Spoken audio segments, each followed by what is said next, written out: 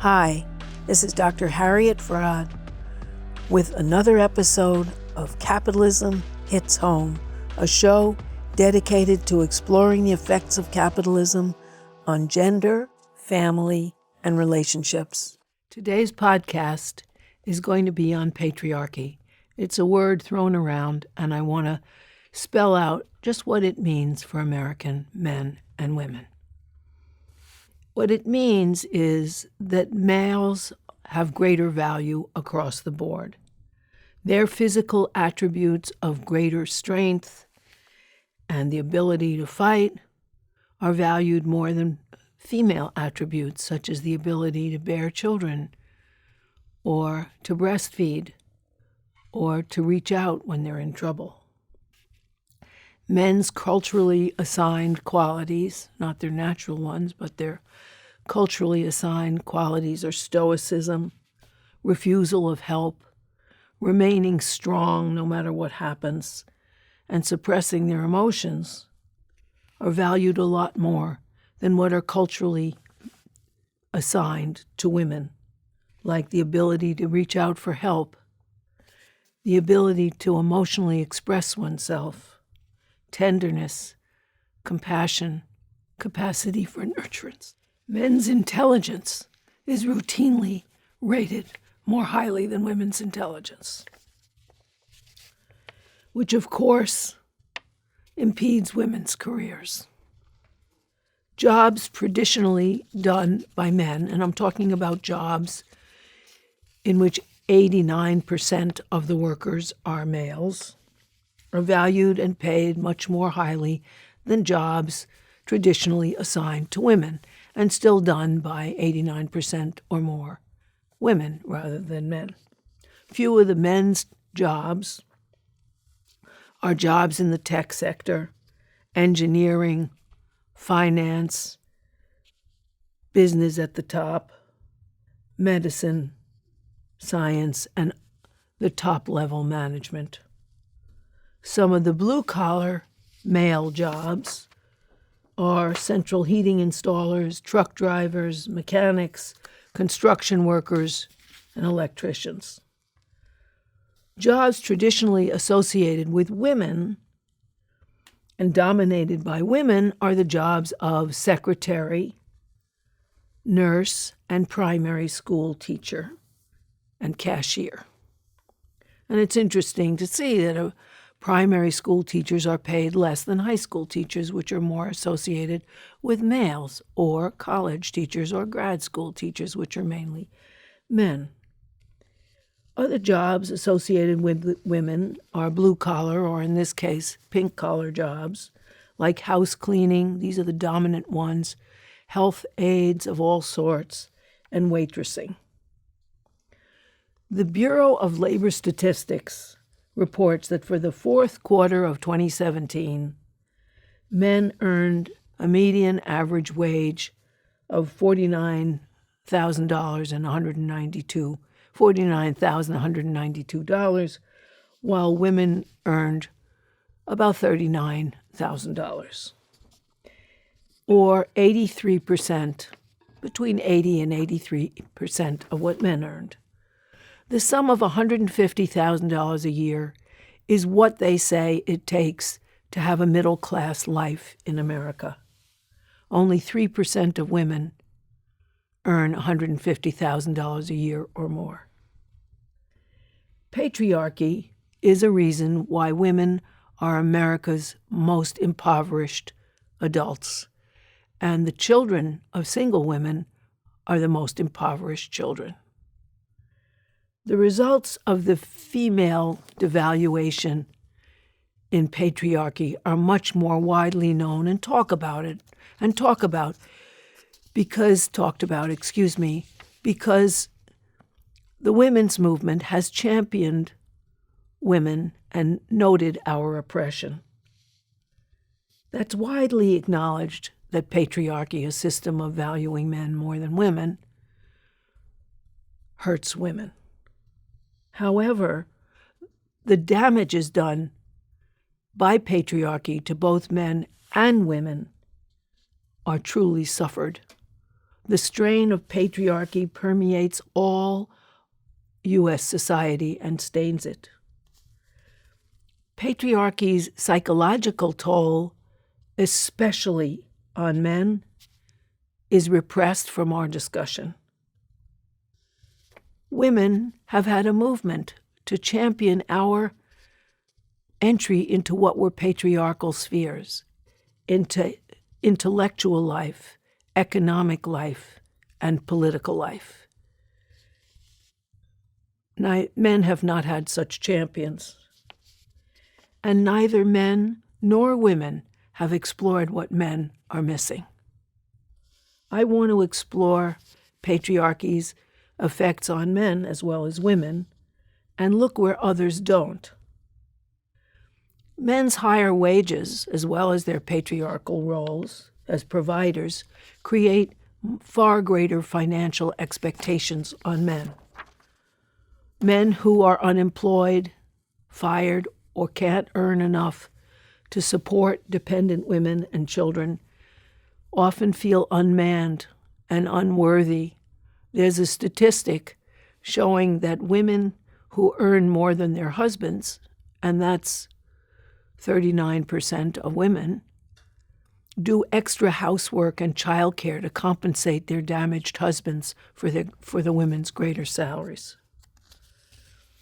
Men's provider compulsion and pressure may create a sense of internal failure and depression. And it's even worse because men are trained not to show their feelings of fear or depression or inadequacy. They're trapped. They're so trained not to show their feelings and express their feelings that men decide early on in their, by about 12, not to even know any feelings of shame, inadequacy, fear, dependency. The manly feelings they're allowed to show are pride and rage. So often, their defensive, painful feelings come out in a burst of rage. That's one reason why 3 women in the United States are killed every day by their enraged partners, male partners. Most men are trained since childhood to, quote, man up and not be sissies. They then take their rage out on themselves and their families or anyone else they can blame. The incels, a word for the involuntary celibate, are a good example. Their loneliness and inability to reach women is taken out in hatred and often violence towards women. In many cases, several women have been killed by incels who are furious because they can't get a date. In fact, it's not an accident that all America's mass murderers are men. Men who are, at least in the cases that I've studied, who are disconnected from other people and terribly lonely. They're usually, in fact, overwhelmingly, men who've lost a love relationship. If they're gay, it's a man. If they're straight, it's a woman.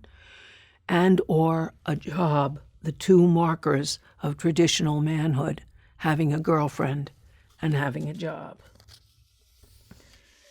Men are particularly disadvantaged when their relationships fall apart because they're not only feeling lost, but they're feeling lost that they don't feel entitled to express in any other way except anger, which can turn inside to depression.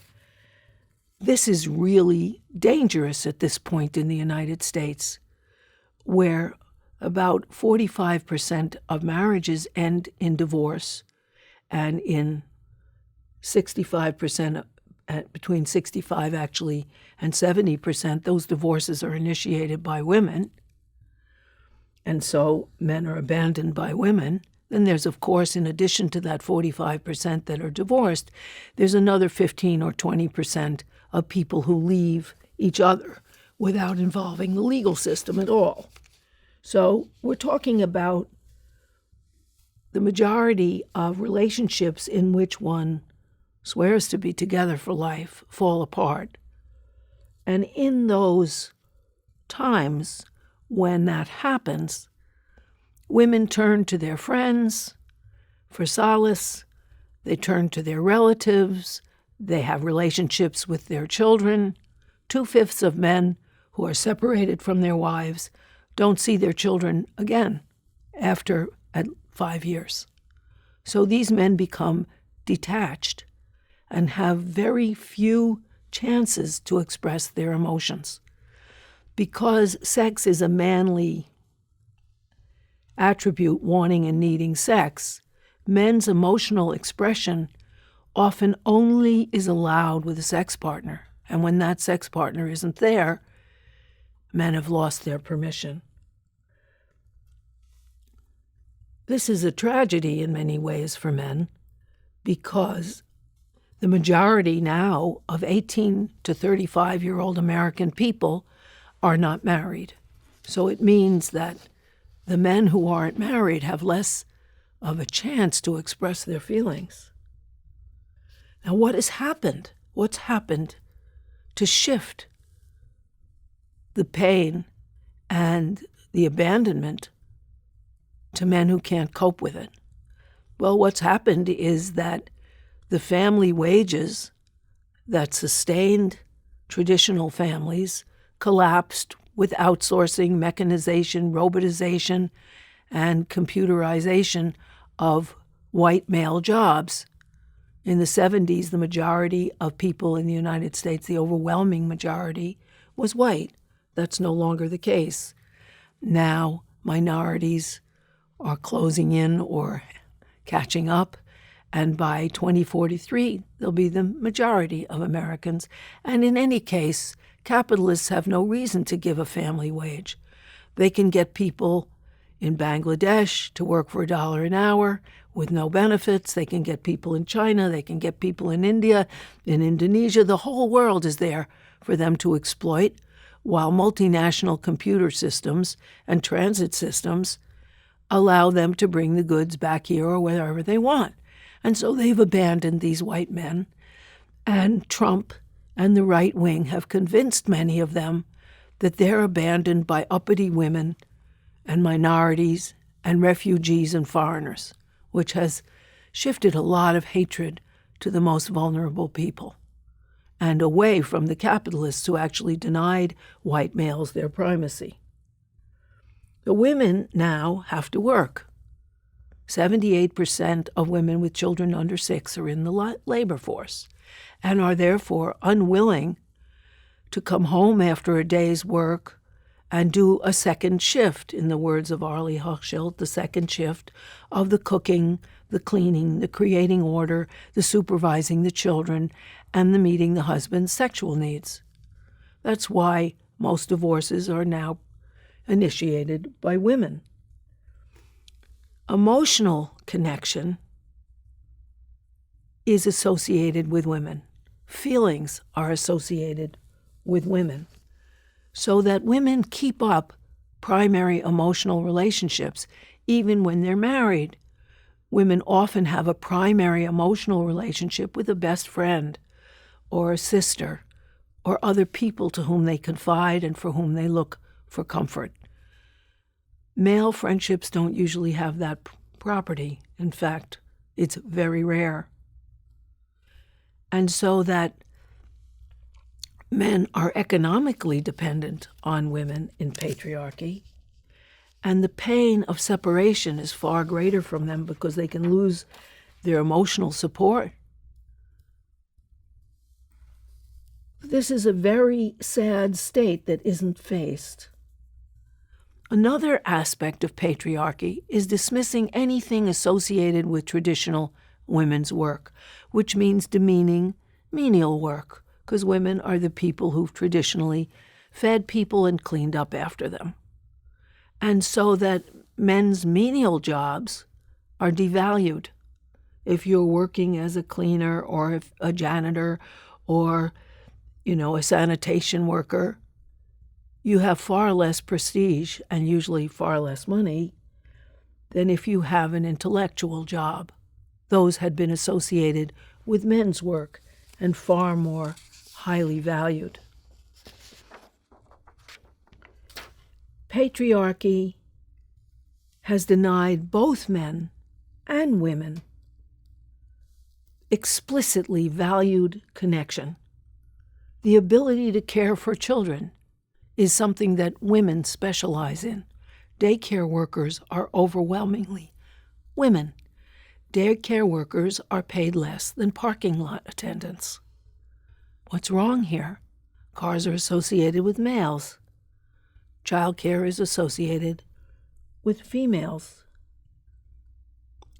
Another aspect that denies both sexes is the absence in our intellectual knowledge of what are the skills someone learns from cleaning, creating order, and taking care of vulnerable life. What does one learn?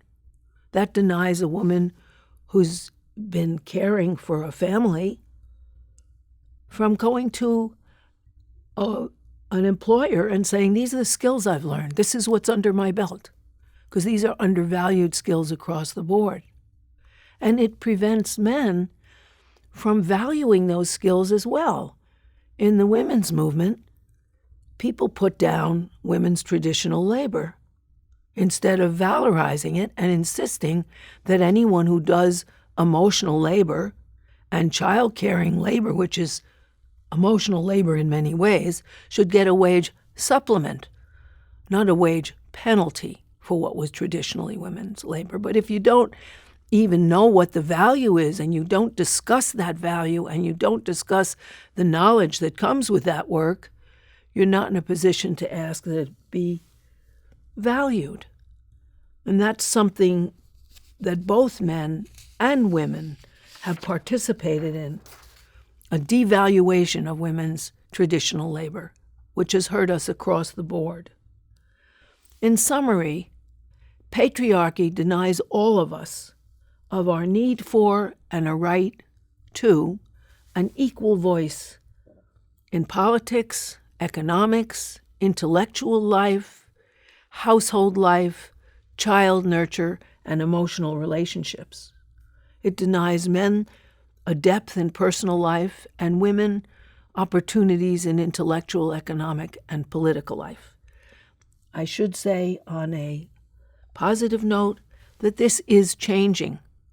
Although in 1989 in the Congress there were 13 Republican women and 13 Democratic women, this year there are still 13 Republican women and I think 123 Democrats. And it was really a warm experience to watch the husbands holding up their little kids so they could see their mothers sworn in to Congress. This is a change. How can we achieve that change so that we all can participate in every aspect of life, and every aspect of life that nurtures us and creates our society can be valued? What kind of program would we need? And this is a program, everything I suggest exists in some other countries, except for serious research into studying what are the knowledges in learning how to care for vulnerable life and the environment around you, cleaning and creating order. A second would be, once you've defined them, valuing them, both culturally and also with economic compensation. Another would be valuing the care of children, giving ample paternity leaves and maternity leaves to men and women.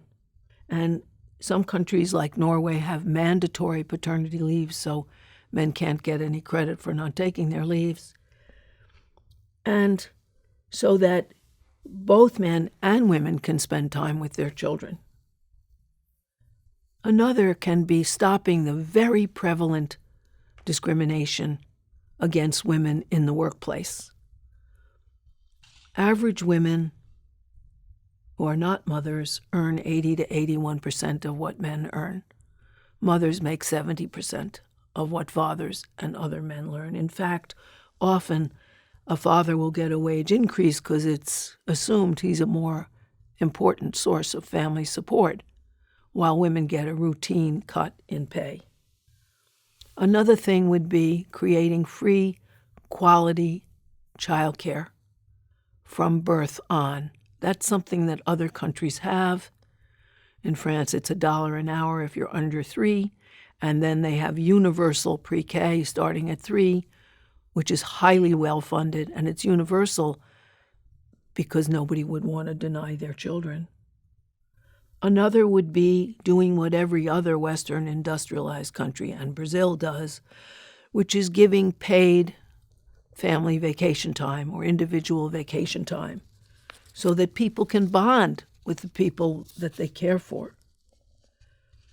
Another thing would be free, quality, or highly subsidized after-school and summer programs for children so that children aren't left alone. More than half of American children spend time alone after school and in the summer, and that's the greatest time of crimes against children and by children between the time that they get out of school in the winter or the time that they're home in the summer and the time that their parents arrive home. It also creates far greater health from our children because the outside is dangerous.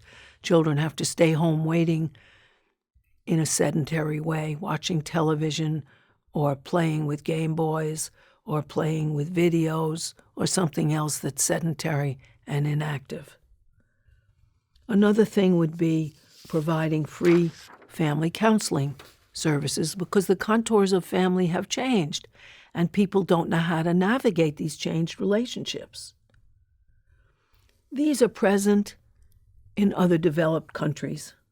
They're costly, but they're much less costly than the wars we're currently losing. The total cost for all overseas contingency operations spending between 2001 and 2018 was $2 billion. A portion of that cost